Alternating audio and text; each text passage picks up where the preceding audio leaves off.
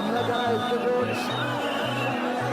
স্টেজের বাম পাশে যারা ভিড় করছি, আমরা রাস্তা থেকে ভিড় করে দিই। আল্লাহ রাস্তে সবাই কোনো রকমের উচ্ছৃঙ্খল না হই, বিশৃঙ্খলা না করি, সুন্দরভাবে আমরা প্রোগ্রামটা শেষ করার চেষ্টা করি ইনশাআল্লাহ। ভাই স্টেজে যখন মেহমান আসবেন আমরা সবাই দেখতে পাবো ইনশাআল্লাহ। এলইডি বড় স্ক্রিন দেওয়া আছে, আমরা সেখান থেকে সবাই হুজুরকে সুন্দরভাবে দেখতে পারবো। আমাদের হতাশা হওয়ার কিছু নেই। আমরা সবাই ধৈর্য নিয়ে সুশৃঙ্খলভাবে সবাই বসার চেষ্টা করি, ধৈর্যের সাথে সুশৃঙ্খল হয়ে সবাই বসার চেষ্টা করি।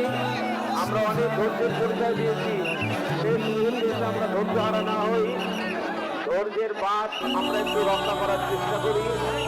আমরা সুন্দরভাবে এই প্রোগ্রামটা শেষ পর্যন্ত যেতে চাই ইনশাআল্লাহ। ইনশাআল্লাহ আমাদের আজকের এই প্রোগ্রাম কুখাপাড়া চেতাসা রেল ঘুন্টি যুব সমাজের উদ্যোগে ফকিরপাড়া হাফিজিয়া মাদ্রাসা নির্মাণ প্রকল্পে এক বিরাট ঐতিহাসিক তাফসিরুল কোরআন মাহফিল। আমাদের আজকের এই প্রোগ্রাম আমরা দেখতে পাচ্ছি এক বিশাল জনসমুদ্রে পরিণত হয়েছে এবং আমরা বড্ড সৌভাগ্যবান যে আজকের এই মাহফিলে আমরা উপস্থিত হতে পেরেছি। আমরা সকলেই একবার জবান খুলে শুকরিয়া আদায় করছি আলহামদুলিল্লাহ। আজকের এই প্রোগ্রামে সভাপতি রয়েছেন জনাব মোহাম্মদ ওয়াহিদুল ইসলাম মান্নু সাহেব। উনি কি এসেছেন? ডান পাশে আছেন, মাশাআল্লাহ স্যার এখানে বসে আছেন। সহ সভাপতি রয়েছেন জনাব মোহাম্মদ রাসেল হোসেন, উনি এসেছে, উপস্থিত আছে। আচ্ছা, প্রধান অতিথি আছেন আলহাজ জাফর ইকবাল সিদ্দিকী, সাবেক সংসদ সদস্য নীলফামারী ১, উনি এসেছিলেন, আসেন নাই। প্রধান মেহমান রয়েছেন মোহাম্মদ মাসুদ রানা। উদ্বোধক রয়েছেন মুহাদ্দিস মোহাম্মদ মুস্তাকিম বিল্লাহ, খতিব ফকিরপাড়া জামে মসজিদ নীলফামারী। এবং সম্মানিত অতিথি রয়েছেন আলহাজ HM সাইফুল্লাহ রুবেল, আরও আছেন জনাব মোহাম্মদ সাজ্জাউল আলম শাওন। এবং আমরা দেখতে পাচ্ছি এখানে অনেক নাম রয়েছে, আরও নাম আছে যেমন অ্যাডভোকেট আল ফারুক আব্দুল লতিফ, আরও রয়েছেন মাওলানা আব্দুস সালাম বিন আলিম, আরও আছেন আরিফুল ইসলাম আরিফ, এবং সর্বশেষ পৃষ্ঠপোষকতায় রয়েছেন জনাব মোহাম্মদ সেলিম রেজা বাবু ও জনাব নুরুজ্জামান আহমেদ। এবং আসলে আমরা সব নামই পড়ার চেষ্টা করেছি। আমরা এক বাক্যে এখন দোয়া করে দিব। একজন ছেলে আমাকে হোয়াটসঅ্যাপে যোগাযোগ করে ডেটটা অনেক আগে কনফার্ম করেছেন। এখানে আছে মনে হয়, কে ভাইজান, কি নাম যেন ভাইয়ের? মাহবুব আলম ভাইজান। আমাকে তিনি দাওয়াত দিয়েছেন এবং ওনার সঙ্গে সকলেই সহযোগিতার হাত বাড়িয়ে সকলে মিলেই কাজ করেছেন।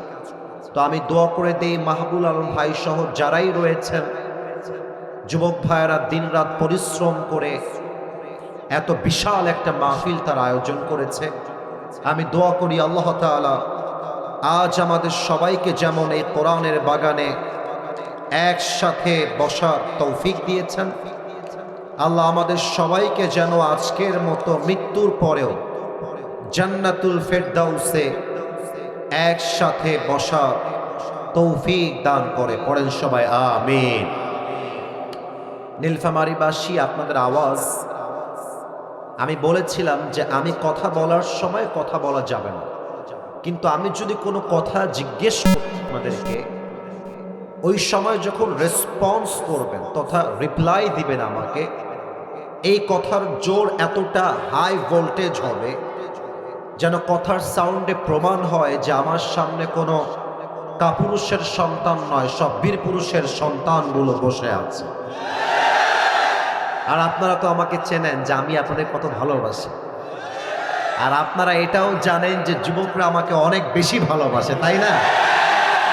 তো আমি যুবকদেরকে বলবো, যুবক ভাইয়েরা, তোমরা আজকে নীলফামারীর সন্তান যে কতটা বুকের পাটা শক্ত, ওদের কলিজা যে কত বড়, তোমরা আমাকে তোমাদের জবাবের মাধ্যমে এটা প্রমাণ করে দিবা। দেখা যাক আপনাদের জবাবটা আসে কিনা। নীলফামারীবাসী কেমন আছেন আপনারা সবাই?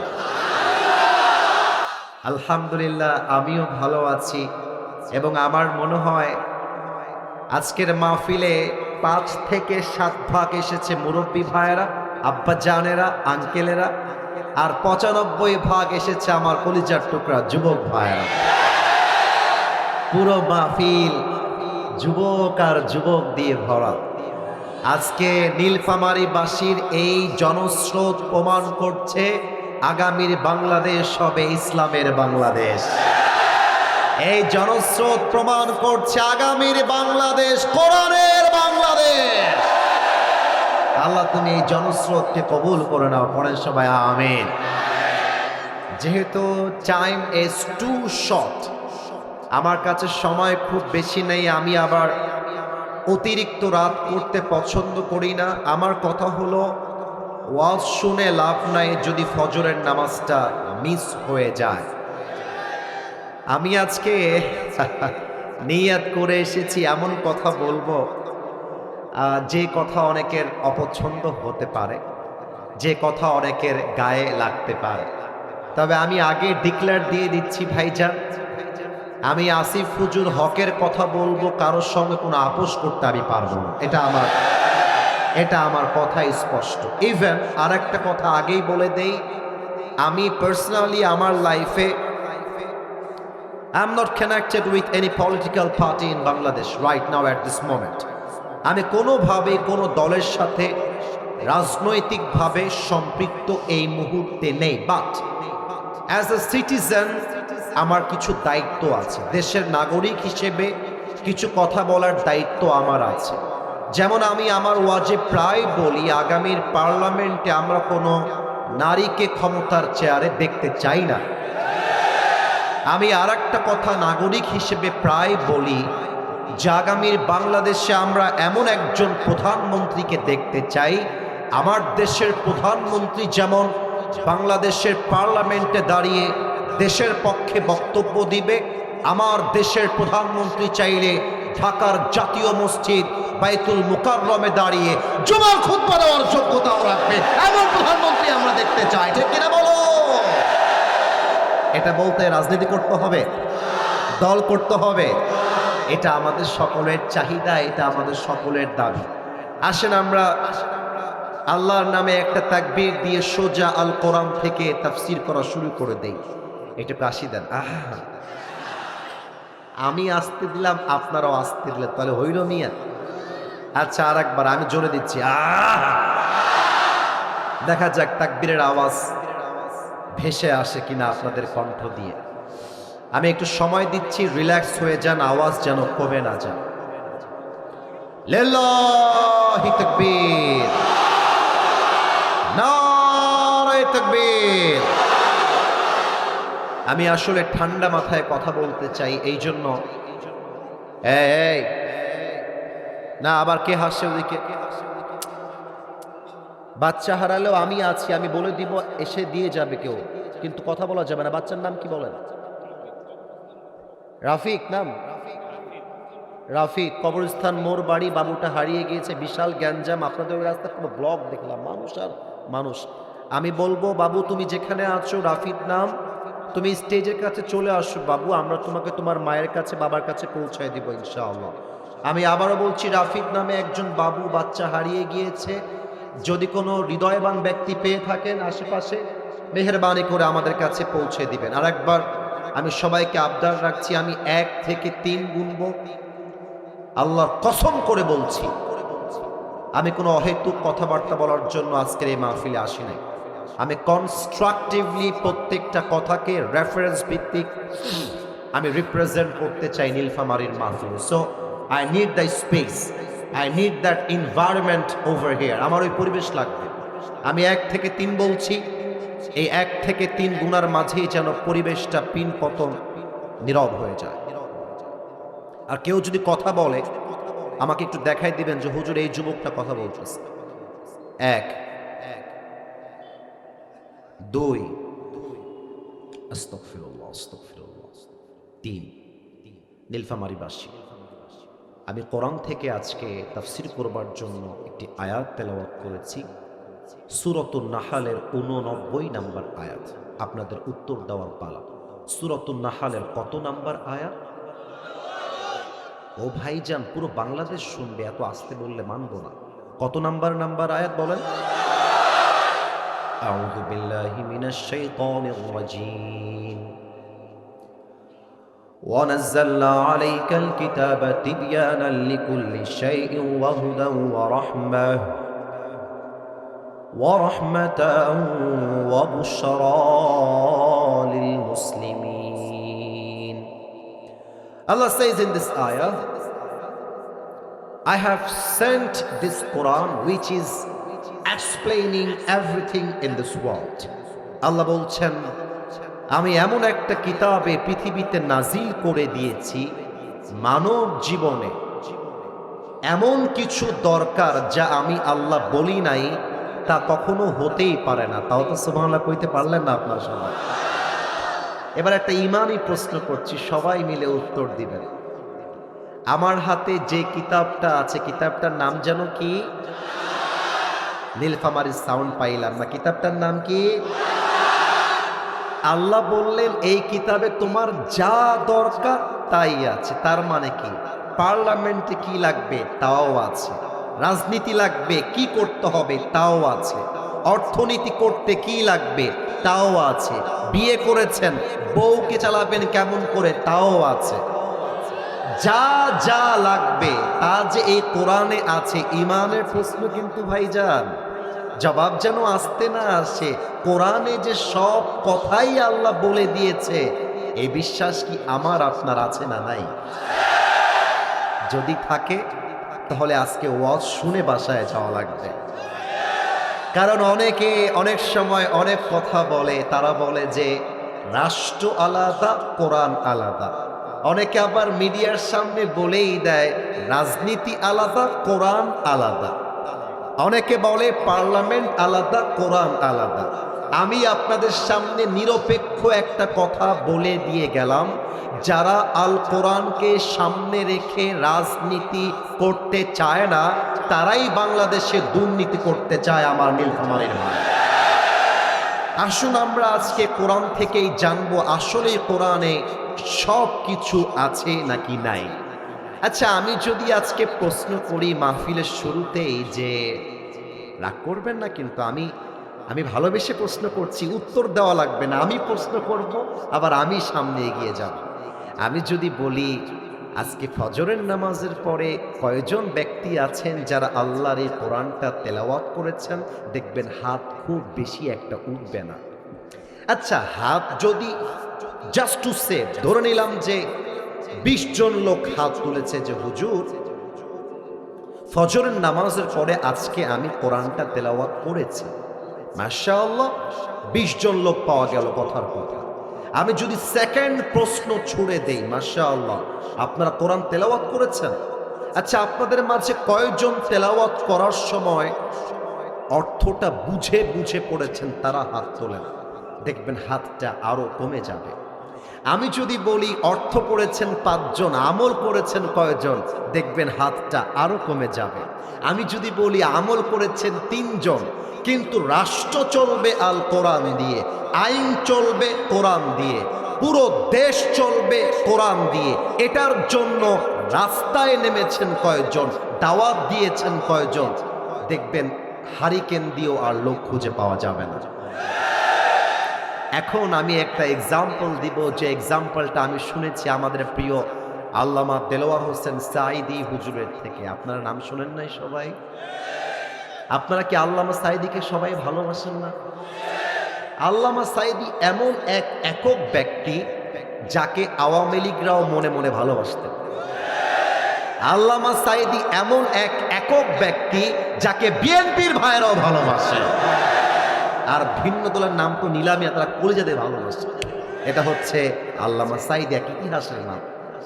আমি সেই দিন ইউটিউবে মাঝে মাঝে আমি বিভিন্ন আলোচকের ওয়াজ শুনি, whenever I get free times in my life। আসলে ব্যস্ততা অনেক বেশি মাহফিলের জন্য, মন চায় সারা জীবন লেখালেখি করি, প্র্যাকটিস করি, কিছু শিখি নতুন কিছু, কিন্তু টাইমে কোলায় ওঠে না। তো সেই দিন বাসায় বসে বসে আল্লামা সাঈদীর একটা ওয়াজ শুনছিলাম, যে ওয়াজটা ছিল বগুড়া জেলায়। এত সুন্দর তাফসীর, আহা, কলিজাটা আমার ঠান্ডা হয়ে গেল। উনি একটা কথা বললেন সেই দিন তার মাহফিলে, যে যদি আপনার বাড়িতে সকাল 10টার সময়, এই তোমরা যারা কোনায় দাঁড়িয়ে আছো, this is my warning for you, don't ever shout again. আর একটা সাউন্ড যেন আমি আর না পাই। এতগুলো মানুষ চাতক পাখির মতো বসে আছে, ডাজন্ট মেক এনি সেন্স। এটা বিবেক থাকা দরকার তো মানুষের। এটা তাকবীর দেন, নারে তাকবীর। সকাল 10টার সময় আপনার বাড়িতে একটা চিঠি এসেছে জজ কোর্ট থেকে। ওয়াস্ত করতে মন চাচ্ছে, আপনাদের শুনতে মন চাচ্ছে তো? তাহলে একটু উত্তর দেন, জজ কোর্ট থেকে, কই কোর্ট থেকে? অথবা ডিসি অফিস থেকে একটা চিঠি এসেছে। চিঠি যেহেতু আমার কাছে নাই, এজন্য আমি কাগজটাই তুলে ধরলাম, এটাই হলো সেই চিঠি। তো চিঠিটা পাওয়ার পরে আপনি দেখতে পেলেন যে চিঠির পুরো ভাষাটাই হচ্ছে ইংরেজি ভাষা। এখন আপনি যেহেতু বাঙালি, আপনি ইংরেজি ভাষাটা বোঝেন না। এখন এই চিঠিতে আল্লাহ কি বললেন, অর্থাৎ ডিসি অফিসে কি লেখা হলো, কি কথা লেখা হলো, আপনি জানেন না ইংরেজি ভাষায় যেহেতু লেখা আছে। এটা জানার জন্য আপনার ভেতরে আগ্রহ তৈরি হবে না কি হবে না? আপনি দৌড়াবেন সেই ব্যক্তির কাছে যে ইংরেজি ভাষার অর্থ বোঝে। যতক্ষণ পর্যন্ত আপনি অর্থ না বুঝবেন, আপনার ঘুম হারাম হয়ে যাবে। কিরে বাবা, এই চিঠি কি আমাকে গ্রেফতার করবার চিঠি, নাকি আমার কোনো দুর্নীতি অভিযোগের চিঠি? যতক্ষণ অর্থ না জানবেন, আপনার ঘুম আসবে না। আল্লামা সাঈদী বললেন, সামান্য একটা জজ কোর্টের চিঠি, সামান্য একটা ডিসি অফিসের চিঠি, এটা পাওয়ার পরে তোমার ঘুমটা হারাম হয়ে গেল যতক্ষণ তুমি অর্থটা না জানতে পারলা। কিন্তু অবাক করা বিষয় হলো, এত বড় জমিনটার মালিক, অত বড় আকাশটার মালিক, তোমার মালিক, আমার মালিক, একটা চিঠি দিলেন। ওই চিঠির নাম হলো আল কোরআন। বয়স তোমার 25 হয়ে গেল, বয়স তোমার 30 হয়ে গেল, বয়স তোমার 50 হয়ে গেল, পুরো কোরআনটার অর্থ জানবা তো দূরের কথা, এখনো পর্যন্ত তুমি সূরা ফাতিহার অর্থটাও জানতে পারলা না। বড্ড গভীর কথা, বড্ড গভীর কথা। অনেক বাবারা আমাকে মাঝে মাঝে অনেক বাবারা ফোন দেয়, বলে হুজুর দোয়া করবেন, আমার ছেলে ইংলিশ মিডিয়ামে পড়ে। অনেকে ফোন দেয়, হুজুর আমার ছেলে অক্সফোর্ডে চান্স পেয়েছে। অনেকে আমাকে মাঝে মাঝে ফোন দিয়ে বলে, হুজুর আমার ছেলে খুব ভালো ছাত্র, একদম কনফিডেন্টলি ইংরেজি বলতে পারে, অনেক অনেক প্রশংসা করেন ছেলেকে নিয়ে। আমি বলি, আব্বাজান অক্সফোর্ডে চান্স পেয়েছে, I mean that is really amazingly appreciated, খুব ভালো, কিন্তু আপনার ছেলে কি 4টা সূরা মুখস্থ বলতে পারবে? আপনার ছেলে কি আপনি মারা গেলে জানাজার নামাজ পড়াইতে পারবে? সঙ্গে সঙ্গে দেখি আব্বার মুখটা কালো হয়ে যায়। আমি বলবো, আব্বাজান আপনার ছেলে চাই ক্যামব্রিজে যাক কিংবা অক্সফোর্ডে যাক, আপনার ছেলে যদি সূরা ফাতিহা পড়তে না পারে, আপনার মতো ব্যর্থ বাবা আর কেউ হতে পারে না। আসুন তাহলে আমরা সে কোরআনের সঙ্গে আজকে আলাপ আলোচনা করি, গল্প করি, প্রশ্ন করি। মনোযোগ আছে সবার? না, আওয়াজটা পেলাম না গো, আছে সবার? আচ্ছা, কোরআন, তুমি এখন আছো এই পৃথিবীতে, তুমি এই পৃথিবীতে আসার পূর্বে তুমি কোথায় ছিলে আমাকে একটু বলে দাও তো। এর জবাবটা এই কোরআনে আছে না নাই? 30 নম্বর পারা, সূরাতুল বুরুজ, 21 and 22 নম্বর ভার্স, 21 এবং 22 নম্বর আয়াত। বাল হুয়া কুরআনুম মাজিদুন ফি লাউহিম Mahfuz. Rather, it's a glorious Quran preserved in table. আল্লাহ বলছেন এই কিতাবটাকে আমি দুনিয়াতে পাঠাবার পূর্বে লৌহে মাহফুজে সংরক্ষিত ফলকে লিখিত আকারে রেখে দিয়েছিলাম। তাও তো সুবহানাল্লাহ কইতে পারলেন না আপনারা? ও আচ্ছা আচ্ছা, তার মানে তুমি লৌহে মাহফুজে ছিলে। আচ্ছা কোরআন, এবার তুমি আমাকে বলো, ওই লৌহে মাহফুজ থেকে তোমাকে পৃথিবীতে কে পাঠিয়েছে? তানজিলাম মিম্মান খালাকাল আরদা ওয়াস সামাওয়াতিল উলা। This Quran has been sent down by him who has created the heavens and earth. এই কোরআনটা নাজিল করেছেন তিনি, যিনি এই পুরো আকাশ এবং জমিনের মালিক, আমার মালিক, আপনার রব, আমার রব, সবার রব। বলেন সবাই, সেই রব কে? আল্লাহ আমার রব। লজ্জা পাইলেন কেন? গান না সবাই মিলে, আল্লাহ আমার রব। দমে দমে তনু মনে তারি অনুভব, তোমার দুনিয়াতে আমি যেদিকে তাকাই, অথই নেয়ামতে ডুবে আছি সবাই। পাখ পাখালির কণ্ঠে শুনি তাসবিহ কল রব, তাসবিহ কল রব, আল্লাহ আমার রব। দমে দমে তনু মনে তারি অনুভব। রবকে? আল্লাহর নামটা তো আসতে কইলেন, বলেন না রবকে। ও আচ্ছা, I got the second answer, পেয়ে গেছি উত্তর। তোমাকে আমার রব নাজিল করেছে। ও আচ্ছা, তুমি যখন নাজিলটা হয়েছিলে, তুমি কার উপরে নাজিল হয়েছিল? ওয়া আমিনু বিমা নুজিলা আলা Muhammad. Believe in whatever Allah subhanahu wa ta'ala has sent to his last messenger Muhammad sallallahu alayhi wa sallam. ঈমান আনো সেই বাণীর উপরে যেই বাণী তোমার রব প্যারা হাবিব মুহাম্মদুর রাসূলুল্লাহ সাল্লাল্লাহু আলাইহি ওয়াসাল্লামের উপরে নাজিল করেছেন মহা সত্য বাণী হিসেবে। তাও তো সুবহানাল্লাহ কইতে পারলেন না আপনারা? ও আচ্ছা, তুমি আমার নবীর উপরে নাজিল হয়েছো। ওয়াহ ওয়াহ, মাশাআল্লাহ, কি বাত হ্যায়। এবার তুমি আমারে বলো কোরআন, তুমি যখন দুনিয়াতে আসলা তুমি কোন মাসে এসেছিলে? তার জবাবটা আছে না? আরে ইয়ার বাত তো করো মুখে, আছে না নাই? শাহরু রমাদান আল্লাযী উনজিলা ফীহিল কুরআন। এই কোরআনটাকে আমি আল্লাহ তাআলা নাজিল করেছি পবিত্র রমজান মাসে। সুবহানাল্লাহ পড়বেন না? ওহো, রমজান মাসে এসেছো। আচ্ছা, তুমি যখন দুনিয়াতে আসলা কথা বলবেন না কেন? আচ্ছা, তুমি যখন কোরআন পৃথিবীতে আসলা, বুঝলাম রমজান মাস ছিল, কিন্তু তখন কি দিন ছিল না রাত ছিল? ইন্না আনজালনাহু ফি লাইলাতিল কদর ওয়া মা আদরাকা মা লাইলাতুল কদর। আমি আল্লাহ রাব্বুল আলামিন এই কোরআনটাকে নাজিল করেছি এক মহা বরকতপূর্ণ রাতে, যেই রাতটার নাম হলো লাইলাতুল কদর। কোন সুবহানাল্লাহ। I have sent this Quran on a very blessed night. এক মহা পবিত্র রজনীতে নাজিল করেছি।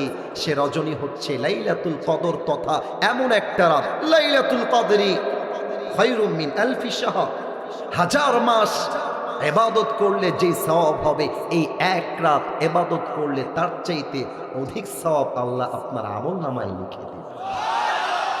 ও মাশাআল্লাহ, লাইলাতুল কদরে এসেছো। এখন আমি যদি কাউরে দাঁড় করাই দেই এই মাহফিল থেকে, এই ছেলে তুমি আমার মাহফিলে কেন এসেছো, দেখবেন যে বেশিরভাগ যুবক একটা উত্তর দিবে যে হুজুর আপনাকে সারা জীবন ফেসবুকে দেখেছি, টিকটকে দেখেছি, ইউটিউবে দেখেছি, আজকে সরাসরি আপনার ওয়াজ শুনতে এই মাহফিলে এসেছি। That is my mission, that is my attention, that is my intention.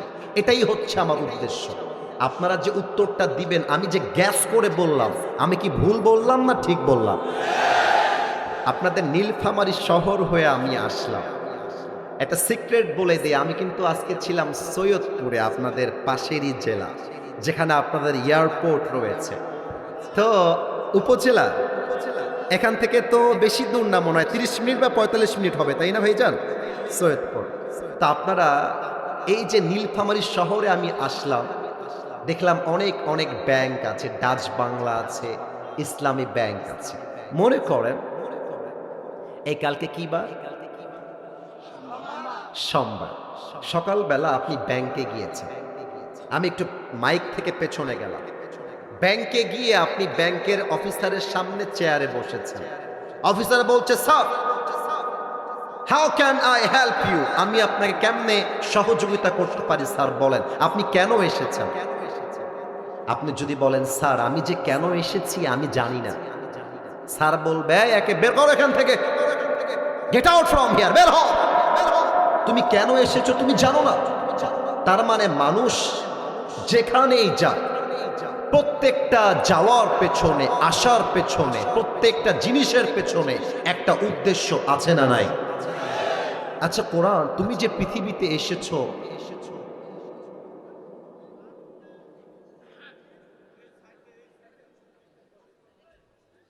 আপনাদের কথার আওয়াজ যে পাশে আসছে, এই ছেলে, এই ভলান্টিয়ার্স, তোমাদের গল্পের আওয়াজ এখানে আসছে, তোমরা বুঝতে পারছো না ভাই আমার? তোমরা ভলান্টিয়ার্স কথা বললে আমি যাব কোথায়? আশ্চর্য কথা। তাকবীর দেন, নারায়ে তাকবীর। শয়তান ঢুকে গেছে আমি বুঝতে পারলাম। আর কেউ ডান বাম করবে না। আর একটা কথা, আমার চোখে কিন্তু আহামরি কেউ পড়ে নাই যে উঠে গেছে। কেউ যদি উঠেও যায়, লুঙ্গিটা টান দিয়ে ধরে বসায় দেওয়া লাগবে। আচ্ছা কোরআন, তুমি কেন এসেছো, তোমার উদ্দেশ্য কি, আমাকে একটু শোনাও তো। কোরআন তার জবাব দিচ্ছে 13 নম্বর পারা, সূরাত ইব্রাহিম, কিতাবুন আনজালনাহু ইলাইকা লিতুখরিজান নাসা মিনাল যুলুমাতি ইলান নূর। I have sent this Quran to lead the mankind out of darkness into the light. আমি কোরআনটা কেন নাজিল করেছি তোমরা কি জানো? আমি কোরআনটা দিয়েছি এই জন্য যাতে করে আমার নবী জাহান্নামী মানুষগুলোকে জান্নাতি মানুষ বানাতে পারে। তাও তো সুবহানাল্লাহ কইতে পারলেন না। আচ্ছা আমি যদি নেমে যাই স্টেজ থেকে, পকেট চেক করি, পকেট, কারো বের হবে আইফোন, কারো বের হবে রিয়েলমি, এক একজনের ফোনের মডেল হচ্ছে এক এক রকম। আচ্ছা আমি যেটা বললাম ভুল হলো না ঠিক হলো? আমি যদি কাউরে বলি, এই ভাই তোমার ফোনটা আইফোন কেন, তুমি অন্য ফোন নাও নাই কেন?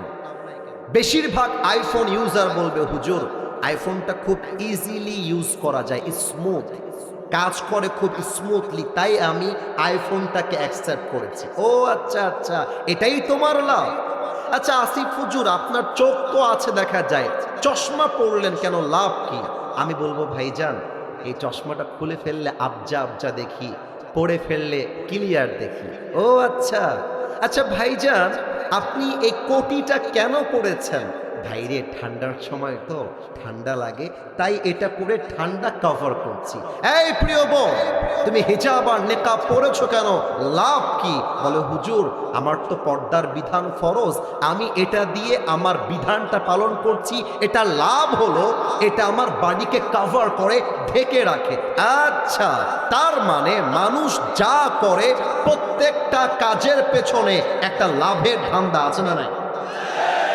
ও কোরআন, আমি যদি তোমারে পার্লামেন্টে নিয়ে যাই, আমি যদি তোমারে ব্যাংকে নিয়ে যাই, আচ্ছা আমি যদি তোমাকে আমার জীবনে আদর্শ হিসেবে মেনে নেই, আমার লাভ কি? আমার কি লাভ পাবো? ফামান তাবিআ হুদায়া ফালা খাউফুন আলাইহিম ওয়ালা হুম ইয়াহজানুন। কোরআন বলছে তুমি যদি আমারে মানতে পারো, আমি তোমারে গ্যারান্টি দিলাম তোমার জীবনে এবং রাষ্ট্রে দুশ্চিন্তা বলতে কোনো কথাই আর বাকি থাকবে না। শান্তিপূর্ণ হবে আমার এই বাংলাদেশ। আমি আগেই বলেছিলাম কয়েকটা কথা বলবো, যে কথাগুলো দুই একজনের হজম হতে সমস্যা হতে পারে। আমি এখন যে কথাগুলো বলবো, যদি কেউ কোণার থেকে হলেও উঠে যায়, বুঝে নিবেন তার গায়ের মধ্যে জ্বালা পোড়া শুরু হয়ে গেছে। একটু খেয়াল রাখবেন, কौन उठ के बाहर जाता है जरा ख्याल करना जरूरी है मेरे दोस्त। আচ্ছা, কোনো মুরব্বী যদি যায় যেতে দিবেন, আর যুবক গেলে যেন লুঙ্গিটা বাকি না থাকে। আমি কি কথাগুলো বলতে পারি? পারমিশন কি সবার আছে? না, পারমিশন পাই নাই। আর একবার পারমিশন কি আছে? পারমিশন পেলেও বলবো, না পেলেও বলবো, কিন্তু জোর চেক করে বোঝা যাচ্ছে প্রত্যেকটা মানুষ বসে আছে আল কোরআনের পক্ষের মানুষ।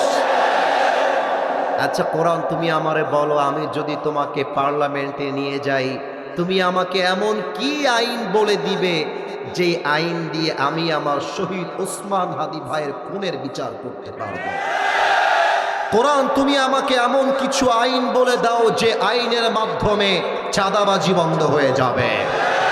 কোরআন, তুমি আমাকে এমন কিছু আইন বলে দাও যে আইনের জন্য স্বজন প্রীতির বিচার বন্ধ হয়ে যাবে। ও কোরআন, তুমি আমারে এমন কিছু আইন বলে দাও যার দ্বারা টেন্ডারবাজি বন্ধ হয়ে যাবে। কি কোরআনে কথাগুলো নাই? না, আমি বলবো না, কোরআন বলবে। সময় দিতে হবে আমাকে, দেওয়া যাবে? ইন্নাল্লাহা ইয়া'মুরুকুম আন তু'আদ্দুল আমানাতি ইলা আহলিহা ওয়া ইযা হাকামতুম বাইনান নাসি আন তাহকুমু বিল আদল। Give people back what they deserve in their lives. And whenever you judge between people, you have to judge with justice. যে যার যোগ্য তাকে তা ফিরিয়ে দাও। তার মানে কি? সরকারি চাকরি আজকাল পেতে গেলে যোগ্যতার চাইতে টাকা লাগে বেশি। আজকাল সরকারি চাকরি পাইতে গেলে যোগ্যতার চাইতে মামা খালু থাকা লাগে বেশি। আপনারা এত আস্তে ঠিক বললেন কেন? জোরে বলেন। তাহলে যে যার যোগ্য তাকে তা দিয়ে দাও। 2 নাম্বার, যখন তোমরা বিচার করবা, স্বজন প্রীতির বিচার নয়, ইনসাফ ভিত্তিক বিচার করবা। কেমন করে? একটা এক্সাম্পল সরাসরি বুঝাই দিই। টুপিওয়ালা ভাইজান, আপনি দাঁড়ান তো একটু, এই যে লালের পেছনে। হ্যাঁ, রাইট রাইট, আপনি দাঁড়ান, ভয় নাই ভয় নাই। আচ্ছা আপনি দাঁড়ান। আপনার নাম কি প্রিয় ভাই? ওখানে কে ওঠে ওইটা? তোর জীবনও বিয়ে হবে না রে, তোর বউ পালায় যাবে রে। খবরদার, একজন ছেলে ও যুবক ছেলে উঠে যাচ্ছে, তাকবীর দেন, নারায়ে তাকবীর। আর একবার নামটা জোরে করে বলেন। নাসির উদ্দিন ভাই, এক নীলফামারীবাসী, লুক অ্যাট মাই ফেস, আমাকে একটু দেখেন, এবার আমাকে উত্তর দেন, আমার নাসির ভাই যে দাঁড়িয়েছে তাকে দেখা যায়? না, এত আসতে বললে ওয়াজ হবে না, দেখা যায়। নাসির ভাই হচ্ছে উদাহরণস্বরূপ এই এলাকার একজন পাতি নেতা। পাতি নেতা মানে বোঝেন? টাকা কম, দাপট বেশি, ক্ষমতা কম, চিল্লায় বেশি। এটা হচ্ছে পাতি নেতার চরিত্র। তো নাসিরের, আমি যে বলেছি পার্লামেন্ট চলবে, এবং আমি তো এই কথা বলতে গিয়ে বাধাও পেয়েছি। আমি আমার মাহফিলে বলেছিলাম আগামীর পার্লামেন্ট চলবে ব্রিটিশ আইন দিয়ে নয়, আগামীর পার্লামেন্ট চলবে মানুষের বানানো আইন দিয়ে নয়, আগামীর পার্লামেন্ট চলবে আল্লাহর কোরআনের সংবিধান দিয়ে। তো এই কথা পাতি নেতার পছন্দ হয় না। আমি যখন গাড়িতে উঠব, আমাকে একটু খেয়াল না করলে আপনার অভিনয় ধরতে পারবেন না, আমার দিকে তাকান সবাই। আমার সামনে এসে পাতি নেতা দাঁড়ায় গেছে, কি হুজুর, লাইন ক্রস করছেন কেন হুজুর? আপনাকে মাহফিলে নিয়ে আসলাম, আপনি হুজুর মানুষ, আপনি ওয়াজ করবেন কবরের আর কিয়ামতের হাসরের ময়দানে কি হবে ওই ওয়াজ করবেন, আপনি পার্লামেন্টে গেছেন কেন হুজুর? কারণ পাতি নেতা বুঝে গেছে পার্লামেন্টে কোরআন গেলে তো আমার চাঁদাবাজিটা বন্ধ হয়ে যাবে, গায়ে আগুন লেগে গেছে। আমি বলছি, কি রে নাসির, আমি বড় হয়েছি রাজশাহীতে, রাজশাহীর ভাষা কেমন জানেন? কি বে, তোর বাড়ি কোথায়? মামুর বেটা। ইউটিউবে সার্চ করবেন, রাজশাহীর ভাষা এরকমই হয়। তা আমি বলছি, নাসির তুই দাঁড়া ওখানে, তোকে আমি দেখে নিব। আমি গাড়ি থেকে নেমে সোজা নাসিরের নাক বরাবর দিয়েছি একটা ঘুষি। নাসিরও খেপে গেছে। আমি এলাকার নেতা, উকিলের মোড়ের নেতা হলাম আমি, আজকে হুজুরের একদিন কি আমার 10 দিন। এবার আমাকে এসে সেও একটা নাকে ঘুষি দিয়েছে, আমার নাক লাল হয়ে গেছে। এবার আমি ড্রাইভার সাহেবকে বলছি, ড্রাইভার সাহেব, আমার গাড়ির পেছনে রামদা আছে, বের করেন। রামদা নাই, নাই, এই নেই, মজা করে বলছি, রামদাটা বের করেন ড্রাইভার সাহেব। ড্রাইভার বলছে, হুজুর খালি থামেন, আমি এখনই বের করছি। রামদা নিয়ে এসে আমার হাতে দিয়েছে, আমার মেজাজ হারিয়ে গিয়েছে। রামদা নিয়ে সোজা একটা নাসিরের ডান পায়ে আমি কোপ দিয়েছি, এক কোপ। আমি কিন্তু মজার জন্য বলি না, আমি বোঝাবো আল্লাহর কোরআনের আইন পাশ হলে কি হবে, এটা বোঝাবো আমি। একটা কোপে ওর ডান পা কেটে গেছে। এখন ডান পা যে কেটে গেছে, কমিটির সব লোক দৌড় দিয়ে গেছে, আরে হুজুর আসছেন ওয়াজ করতে, ডান পা কাটলেন কেন? ধর হুজুর। ধরে আমাকে দিয়েছে পুলিশ দিয়ে জেলখানা। 10 থেকে 20 দিন পরে আমার জেলা আদালতে বিচার হবে। আমি আদালতের কাঠগড়ায় দাঁড়িয়ে গিয়েছি একজন আসামি হিসেবে।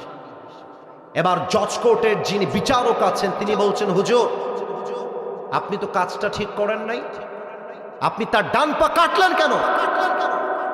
এবার আপনার বিচার করা হয়েছে, আপনাকে আমরা 5 বছরের জেল দিলাম আর 3 লাখ টাকা জরিমানা দিলাম। বলেন সবাই, 5 বছরের জেল আর কয় লাখ টাকা? এটাই নীলফামারীর সাউন্ড। আর একবার, 5 বছরের জেল, কয় লাখ টাকা? এখন এই যে পা কাটার পরিবর্তে আমার বিচারটা করা হলো, এটা কি ইনসাফ ভিত্তিক বিচার হলো কিনা বোঝার জন্য একটা দাড়িপাল্লা বাজার থেকে নিয়ে আসেন। দাড়িপাল্লার ডান দিকে দেন ডান পা যে কেটেছি ওই ডান পা, আর দাড়িপাল্লার বাম দিকে দেন 3 লাখ টাকা আর 5 বছরের জেল। এবার নীলফামারীবাসীর মেধাকে জাস্টিফাই করতে চাই, আমি যদি দাড়িপাল্লার ডান দিকে ডান পা কেটে রেখে দেই আর দাড়িপাল্লার বাম দিকে 5 বছরের জেল আর 3 লাখ টাকা রাখি, কিয়ামত পর্যন্ত টানলেও কি 2টা পাল্লা সমান সমান হবে? আমি যদি টাকা আরো বাড়াই দেই তাহলে হবে না? আচ্ছা, আমি যদি বছরটা 10 বছর করে দেই তাও কি সমান সমান হবে না? সমান সমান করতে হলে আল্লাহর কোরআন দিয়ে সংবিধান কায়েম করতে হবে। ওয়াকাতাবনা আলাইহিম ফিহা আন্নান নাফসা বিন-নাফস ওয়াল আইনা বিল আইনি ওয়াল আনফা বিল আনফি ওয়াল উযুনা বিল উযুন ওয়াসিন্না বিসসিন্নি ওয়াল জুরুহা কিসাস। আল্লাহ বলছেন কেউ তোমার চোখ তুললে তুমি তার চোখ তুলে ফেলবা। চোখের বদলে চোখ, নাকের বদলে নাক, কানের বদলে কান, হাতের বদলে হাত, পায়ের বদলে পা, জানের বদলে জান। আর এটার নামই তো আল্লাহর কোরআনের সংবিধান। এবার আপনি আল কোরআন দিয়ে বিচার করে আমি যেমন ডান পা কেটে দিয়েছি আপনিও আমার ডান পা কেটে দেন। এবার দাড়িপাল্লা নিয়ে আসেন, দাড়িপাল্লার ডান দিকে ওর ডান পা দেন, দাড়িপাল্লার বাম দিকে আসিফ হুজুরের ডান পা রাখেন। এবার দাড়িপাল্লা টান দেন, দেখবেন দুইটা সমান সমান হয়ে গেছে। ওমান হাকামা বিহি আদাল। এ কোরআন দিয়ে যে বিচার করবে সেই তো আল্লাহর জমিনে ইনসাফ ভিত্তিক বিচার করতে পারবে, ঠিক কিনা বলে? তাহলে এই কোরআন দিয়ে বিচার করলে ওসমান হাদির খুনের বিচার কি হবে? ওকে যেমন গুলি করে মাথায় তারা পালিয়ে গিয়েছে, আগামীর পার্লামেন্ট আইন পাশ করে ওদেরকেও জাতীয় মসজিদ বাইতুল মুকাররমের সামনে দাঁড়িয়ে ওদের মাথায় গুলি করে হত্যার রায় পাশ করতে হবে। হাত তুলে বলো সবাই, ঠিক কিনা?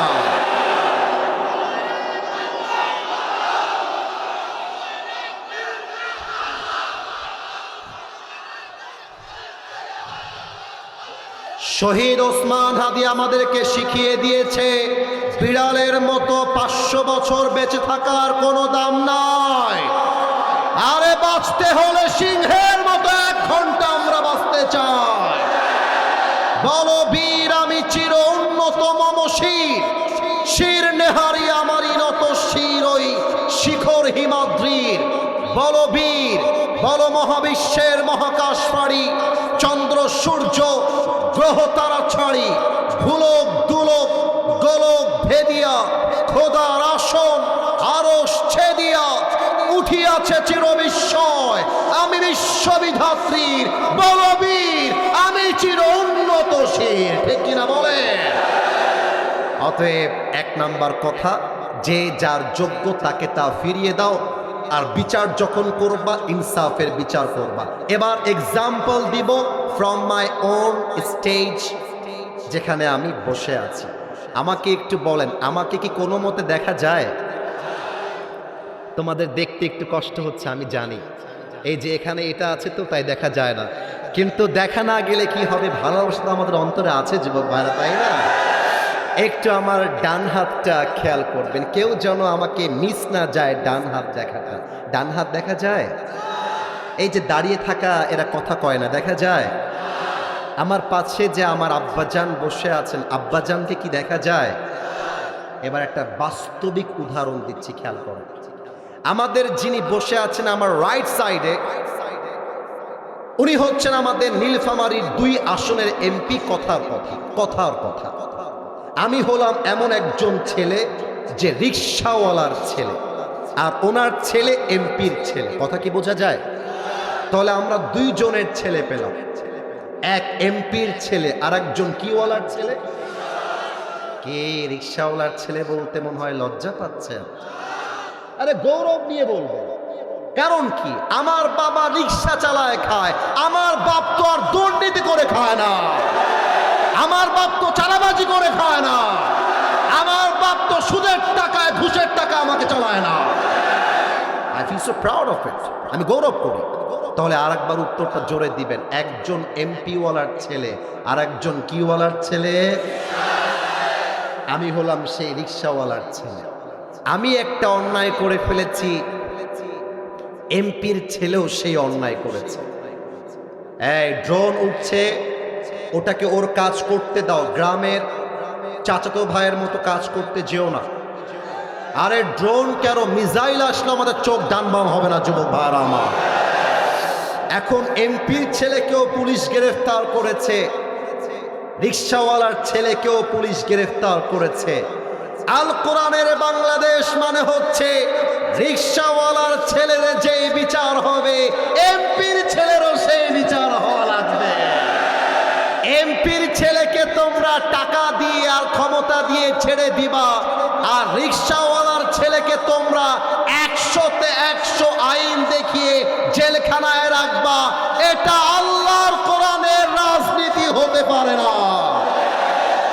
এবার আমি আসিফ হুজুর নীলফামারীর এমপি, শুনে রাগ করলেন মনে হয়। Example, this is not the reality, বাস্তব কিন্তু নয়, বুঝাবার জন্য বলছি। আগে একটা আয়াত তেলাওয়াত করি, فمن يعمل مثقال ذرة خيرا يره ومن يعمل مثقال ذرة شرا يره. If anyone has done an atom's weight of good, he will see it on the day of judgment. If anyone has done an atom's weight of bad, he will see it on the day of judgment. Zarra, zarra, শস্যের দানা পরিমাণ ভালো আমল খারাপ আমল প্রত্যেকটার হিসাব দেওয়ার দরকার আল্লাহর কাছে আছে না নাই? অনেকে ভাবে এটা মনে হয় শুধু কিয়ামতের ময়দানে। না না না, এটা রাজনীতির ময়দানেও হতে হবে। কেমন করে না? আগে ঠিক না, আগে বোঝেন তারপর ঠিক বুঝবেন। আর শোনেন, 1 ঘন্টা যাবৎ প্রায় ওয়াজ করছি, আউল ফাউল কোনো কাহিনী বলি নাই বলে অনেকে রাগ করতে পারেন, কিন্তু মাথায় রাখবেন আমরা এক নতুন বাংলাদেশের স্বপ্ন দেখছি, যে বাংলাদেশের স্বপ্নের কথা যুবকরাই পার্লামেন্টে গিয়ে বলবে ইনশাআল্লাহ। আমি সেই জন্য যুবকদেরকে উদ্বুদ্ধ করতে আজকের এই মাহফিলে এসেছি। খেয়াল রাখেন, আমি হলাম নীলফামারীর এমপি। আমাকে পার্লামেন্ট থেকে আমি বক্তব্যের মাধ্যমে বিল উত্থাপন করে প্রায় নীলফামারীর রাস্তার জন্য 50 কোটি টাকা বাজেট পাশ করেছি। এবার আপনাদের উত্তর দেওয়ার পালা, কয় কোটি? 80 ভাগ সাউন্ড আসছে, 100 ভাগ আসে নাই। কত কোটি? আচ্ছা, আরো কিছু প্রশ্ন করি, আমাদের রাস্তায় কালভার্ট থাকে না? কথা বলেন, থাকে না? আমাদের কিছু ব্রিজ আছে না রাস্তাঘাটে? মনে করে একটা ব্রিজ ভেঙে গেছে, ওইটার দায়িত্ব আমি পেলাম। এখন আমি যখন ব্রিজটা ঠিক করব পার্লামেন্ট থেকে আসা ওই বিলের টাকা দিয়ে বা বাজেটের টাকা দিয়ে, ওই ব্রিজ ঠিক করতে আমার সিমেন্ট কিনতে কয় টাকা গেছে, বালু কিনতে কয় টাকা গেছে, মিস্ত্রির বিল কি, লেবারের বিল কি, ট্রাকের বিল কি, রিক্সার বিল কি, ভাড়ার বিল কি, আমার ভ্যানের বিল কি, কোথায় কয় টাকা কেমন ভাবে খরচ হয়েছে, প্রত্যেকটা টাকা রাষ্ট্রের কাছে জনগণের কাছে পাই টু পাই বুঝায় দেওয়া, এটার নামই আল্লাহর কোরআনের রাজনীতি। এমপি সাহেব 50 কোটি পায়, তার চামচা খায় একাই 10 কোটি টাকা। এমপি সাহেব 50 কোটি পায়, এমপি একাই মেরে দেয় 20 কোটি টাকা। আপনি আল কোরআন দিয়ে পার্লামেন্ট চালান, এমপি কোটি টাকা তো দূরের কথা, 1 টাকা মেরে খাওয়ার সাহস খুঁজে পাবে না। এবার বেশিরভাগ যুবক বসে আছে, সিঙ্গেলেদের বউ নাই, আছে না যুবক ভাইরা? বলো বলো, পার্লামেন্ট আইন কি আছে? 18 বছরের আগে কোনো মেয়ে বিয়ে করতে পারবে না, আছে না? খালি বিয়ে করবা 16 বছরের মেয়েকে, দেখবা তারপরের দিন তোমার নামে মামলা হয়ে গেছে। এখন আমি জানি আমার কথা একটু অশ্লীল লাগবে, আমি জানি আমার কথা একটু বাজে লাগবে, but this is my question to the people of Nilphamari.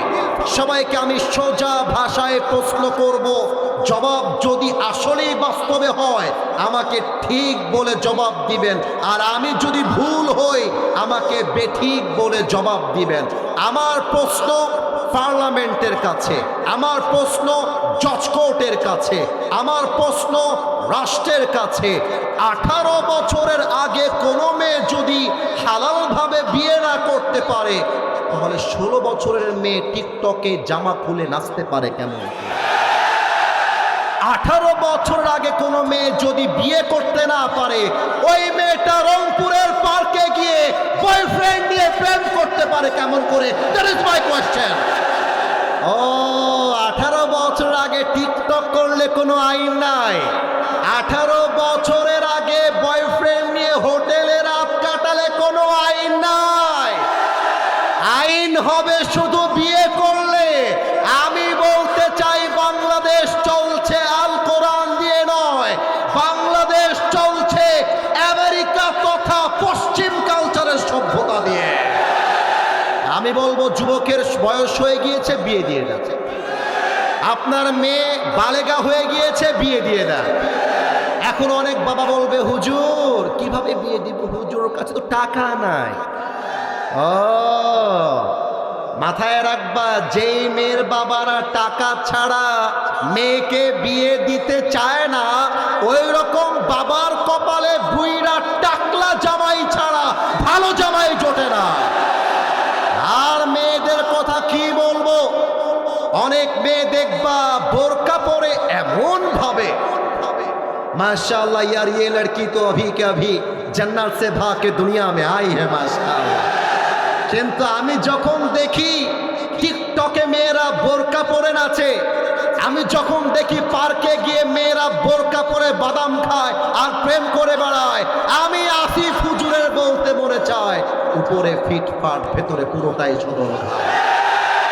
দাড়ি টুপি রাখলে যেমন হুজুর হওয়া যায় না, বোরকা পরলে তেমন দিনদার মেয়ে হওয়া যায় না।